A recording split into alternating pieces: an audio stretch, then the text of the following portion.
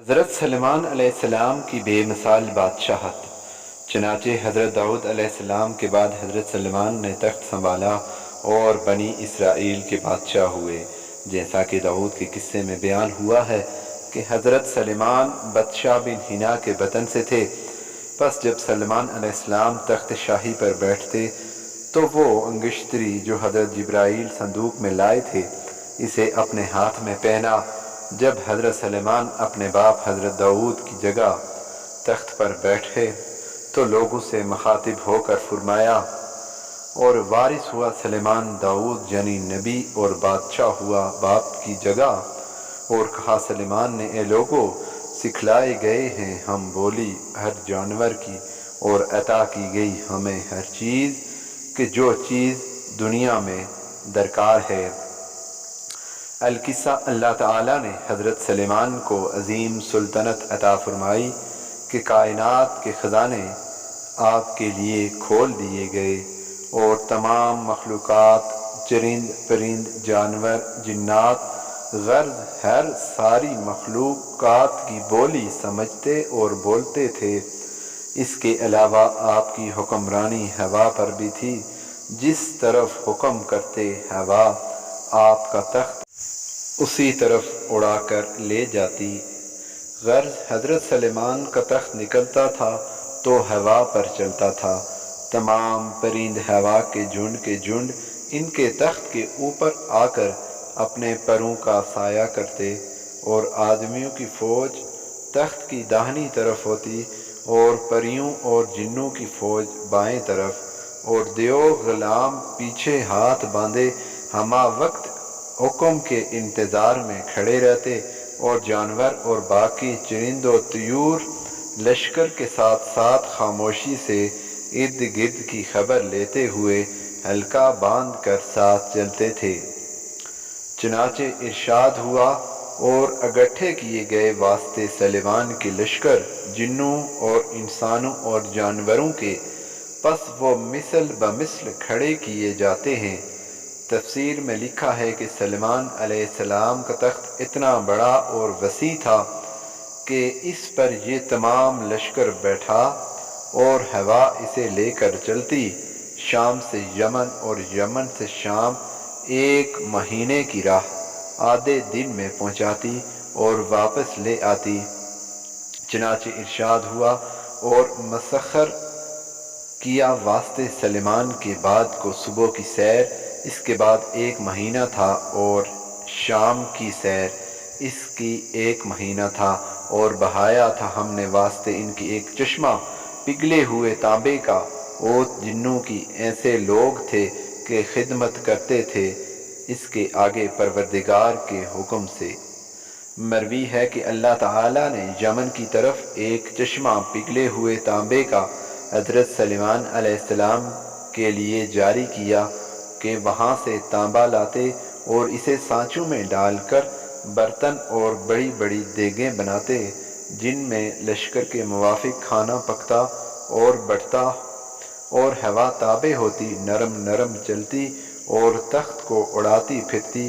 اور جہاں کہیں زمین میں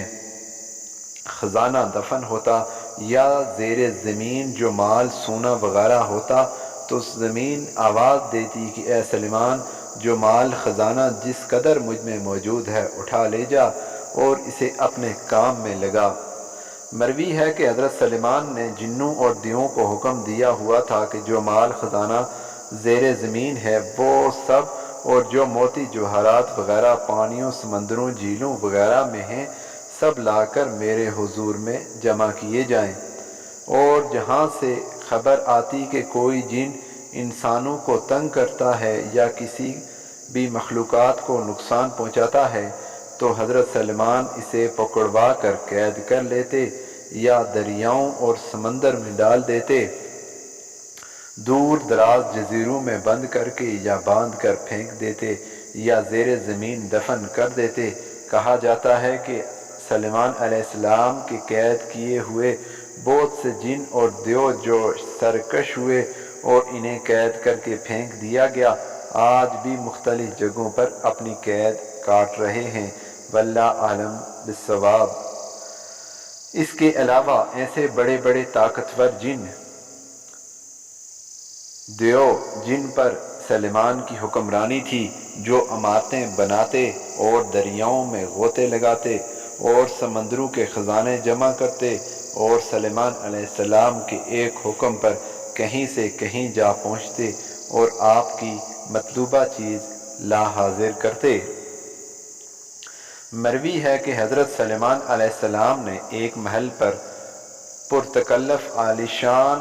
ایسا بنوایا تھا کہ طول و عرض اس کا 36 کوس کا تھا۔ اینٹیں اس کی سونے چاندی کی تھیں اور یاقوت اور زمرد جڑے تھے۔ اس میں 700 قصر 700 حرموں کے واسطے اور 300 قصر 300 بیویوں کے واسطے بنوائے تھے۔ مفسروں نے لکھا ہے کہ سلیمان علیہ السلام ہر شب اپنی تمام بیویوں اور حرموں کے پاس جاتے اور ایک جانب ایک مکان عالیشان کے برابر ایک محل بنایا تھا کہ درازی اس کی 1 کوس تک تھی۔ ایک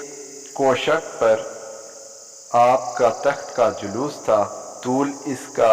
30 کوس تھا، سب ہاتھی دانت کا لال اور فیروزہ اور زمرد اور مروارید سے مرصع تھا، اور ارد گرد اس کے سونے کی اینٹیں لگائی تھیں، اور 4 کونے پر اس کے درخت چاندی کے جن کی ڈالیاں سونے کی اور پتے اس کے زمرد سخت سبز کے لگائے تھے، اور ہر ڈالی پر طوطی اور طاؤس بنا کر اس کے پیٹ کے اندر مشک اور عنبر بھرا ہوا تھا، اور ان درختوں پر جو خوشے انگور کے لال اور یاقوت سے بنا کر لگائے گئے تھے، اور نیچے تخت کے دائیں بائیں جانب 1000 کرسی سونے چاندی کی لگی تھی۔ اس پر بڑے بڑے آدمی اور جن و پری درجہ بدرجہ بیٹھا کرتے تھے۔ ان کی پشت کی جانب غلام دیو اور پری سب ہاتھ باندھے کھڑے رہتے، اور ہر 2 جانب تخت کے 2 شیر زمرد کے بنائے تھے، اور 2 جانب 2 ستون یاقوت کے بنا کر ان پر 2 کبوتر سونے کے رکھے ہوئے تھے۔ منقول ہے کہ تخت اور جانور، پرند اور درخت وغیرہ سب کو دیووں نے طلسم سے بنایا تھا۔ حضرت سلیمان علیہ السلام جب تاج شاہی سر پر رکھ کر جب تخت پر پاؤں رکھتے تو ان کی ہیبت سے تخت اس وقت حرکت میں آ جاتا، درختوں پر بیٹھے طاؤس اور طوطی ان پر پھیلا دیتے، جس سے بوئے مشک و عنبر کی نکلتی، اور وہ شیر حضرت سلیمان علیہ السلام کے سامنے سرنگوں رہتے، اور کبوتر اس ستون سے اس ستون تک اڑتے اور بیٹھتے تھے۔ حضرت سلیمان علیہ السلام اس تخت پر بیٹھ کر تورات پڑھتے اور خلقت پر حکمرانی کرتے، تمام مخلوقات خدا کی بولی سمجھتے، اور تاج شاہی جب سر پر رکھتے تو تمام پرند ہوا کے اڑانے والے اس کے سر پر معلق رہتے اور اپنے پروں سے تخت پر سایہ کرتے، اور حضرت سلیمان نے دیووں کو حکم کیا تھا کہ بساط فرش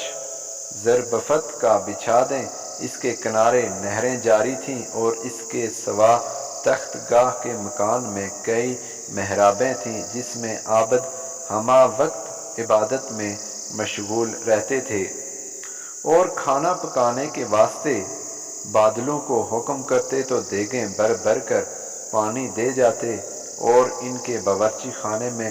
70 ڈیریاں نمک روزانہ خرچ ہوتا، اور 700 بوجھے پر مرغ باورچی خانے سے نکال کر پھینک دیتے۔ باوجود ان سب کے حضرت سلیمان اپنی نعمت خانے سے کچھ نہیں کھاتے تھے، اپنے ہاتھوں سے زنبیل سیتے اور اسے بیچتے، اور اپنے ہاتھ سے آٹا جو کا پیس کر روٹی پکا کر ہر شام کو بیت المقدس جا کر مسلمان روزہ دار درویش غریب ساتھ لے کر کھانا کھاتے اور شکر نعمت کا بجا لاتے اور مناجات کرتے اور کہتے تھے، الہی میں درویشوں میں ایک درویش شامل ہوں، اور بادشاہوں میں بادشاہ ہوں اور پیغمبروں میں سے ایک پیغمبر ہوں، بس تیری کس کس نعمتوں کا شکر ادا کروں۔ آگے قصہ جاری ہے۔ اگر آپ کو ویڈیو پسند آئی تو لائک، کمنٹ، سبسکرائب ضرور کریں۔ بہت شکریہ۔ اللہ حافظ۔